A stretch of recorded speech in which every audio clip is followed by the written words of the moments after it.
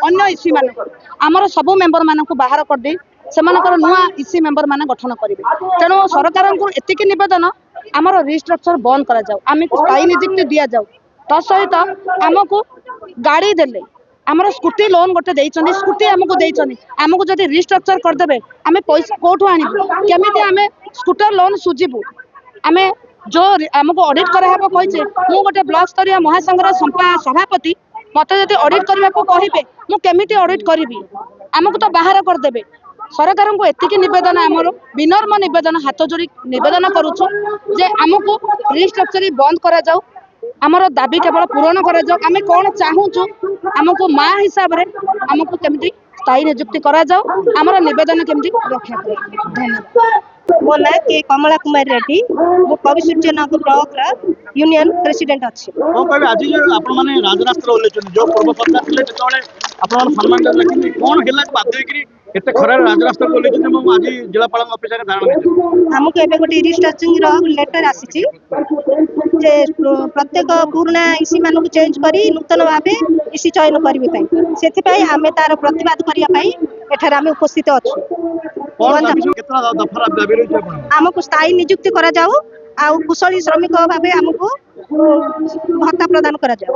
आउर कथा जे आपनकर 11 दफा दाबी रही छै एवं आपण मानकर जो दरमा ठीक समय मिलनी ई उड अभियोग कोड रास्ता कोडना कोड आस्ता। हां एबे हमर सेप्टेम्बर मास जाय दरमा हम पाई जाइछु, एबे सेप्टेम्बर मास रु हमर एबे बाकी अछि। कोन चाहू आपण कोन दाबी रखु कोन हमें दाबी रखिछु प्रथम त हमको स्थायी करा जाऊ, तापर हमर भत्ता वृद्धि करा जाऊ। रथ निखिल ओडिशा जीविका मिशन शक्ति इसी संघर सभापति। कोन कहबे आज महिला माने काहे कि राजरास्ता आपण माने मिशन शक्ति को सबले सरकार सम्मान दे आछन्ती एवं आपण मानक नै कि विभिन्न प्रकार कथा कहितले कि आज आपण राजरास्ता ओलेछन रंगकार दैछन। दुखर विषय सरकार जते बेले मिशन शक्ति को उद्धर रखतिले महिला को चुली मुंडरू आनी विदेश यात्रा करे एंटरप्रेन्योर करैतिले, किंतु नुआ सरकार आसिला पर आमे नुआ आशा रखितिलु महिला आहुरी आगो को जिबे, आहुरी सशक्त होबे, नुआ नुआ योजना रे शामिल हेबे। किंतु नुआ सरकार आसिला पर मेरुदंड भांगी जाइछि आज मिशन शक्ति महिला मानकर। काहे कि ना जनवरी 8 तारिख रे हमर जो मिशन शक्ति इसी मानकर रिस्ट्रक्चरिंग लेटर सरकार पठैचंदी, जा फल कि आज महिला राजरास्ता आसी बसुछन निजर न्याय दाबी नै। कोन केते दफा दाबी रही छै आपण आमर 10 दफा दाबी नै आज आमे एठी जिलापाल को घेराव करछु। जदि एठी जिलापाल हम घेराव न मानंती न सुनंती हमको न्याय न दियंती, आगामी दिन रे आमे राज्य घेराव मध्ये करिवु। एवं दाबी मुख्य दाबी हला जेते बेले रिस्ट्रक्चरिंग गाइडलाइन वर्तमान सरकार पठैचंदी से गाइडलाइन को हम मानुछु। गाइडलाइन 25 वर्ष तळु भी थिला, आज पर्यंत काहे कि तार कार्य करा जाउ नथुला, जा फल रे कि 25 वर्ष परे वर्तमान लक्ष लक्ष महिला सेइतरे बळी पडुचंदी। गंजाम जिल्ला रे 6 वर्ष धरि मा माने काम करचंदी। जेते बेले रिस्ट्रक्चरिंग रो गोटे गाइडलाइन थिला 2 वर्ष परे जदि सेही गाइडलाइन काम देई थांता, जदि कार्यकारी हेई थांता, आमे आज दाबी करि नथांतु। जेते बेले 2 वर्ष पर सेही गाइडलाइन रो कार्यकारी किछि हेला नाही, सेते बेले मा मानकर लक्ष्य आउ टिके आगो को गला, काले आमे एहा माध्यम रे आउ टिके आगो को जिबु।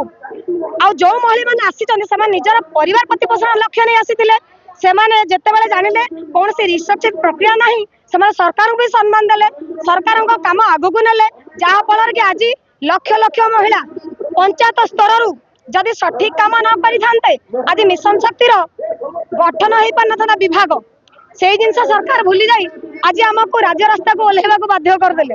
जो 6 वर्ष आमे सरकार का उद्देश्य रे काम कलु, सरकार फेरै पारिबे कि से संभार मूल्य हमको। आ जदि भी रिस्ट्रक्चरिंग करूछंदी हमर एक दाबी रहउची जेमिति पंचायत निर्वाचन रे प्रतिनिधि मानको 5 वर्ष रो समय मिले, ठीक सेमिति सरकार चाहिए एई रिस्ट्रक्चरिंग रो समय अवधि भी बढ़ाई पारिबे। सब जिनस रो जेमिति नूतनीकरण हेई पारुची मां मानको उद्देश्य रे एही हमर रिस्ट्रक्चरिंग मध्ये नूतनीकरण हेउ एहा भी आमे कहूछु। सरकार ऑडिट चाहूचंदी, आमे स्वागत करूछु ऑडिट को, किंतु